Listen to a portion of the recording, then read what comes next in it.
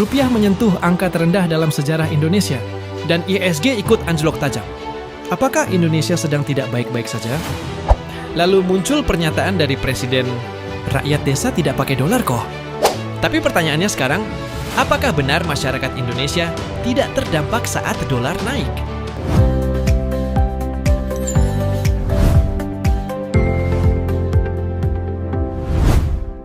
Memang benar, kebanyakan masyarakat Indonesia tidak transaksi memakai dolar sehari-hari. Tapi masalah sebenarnya bukan itu.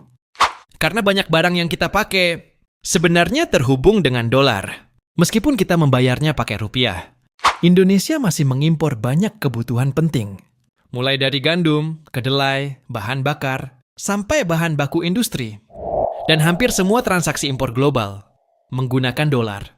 Artinya saat dolar naik, biaya impor ikut naik.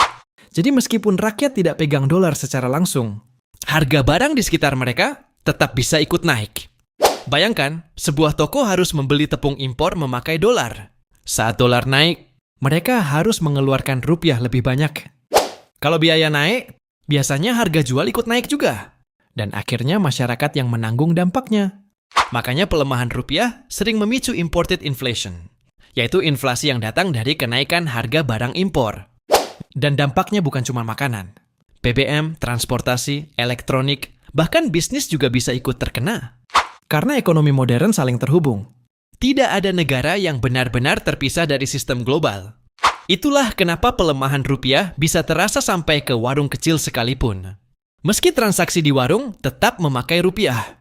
Dan saat daya beli masyarakat turun, ekonomi bisa ikut melambat. Saat dolar naik dan kondisi global memanas, investor biasanya mulai panik. Banyak investor asing akhirnya menarik uang dari pasar Indonesia. Dan itu membuat IHSG turun lebih dalam. Karena pasar saham sangat sensitif terhadap ketidakpastian. Semakin besar rasa takut, semakin besar tekanan jual.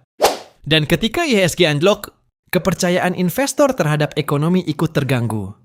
Masalahnya, pasar bukan cuma melihat pidato atau pernyataan. Pasar melihat data, stabilitas, dan kepercayaan. Karena dalam dunia ekonomi, sentimen bisa menggerakkan uang sangat cepat. Kadang bahkan lebih cepat daripada kebijakan pemerintah. Makanya pelemahan rupiah dan IHSG sering terjadi bersamaan. Karena keduanya dipengaruhi rasa percaya investor.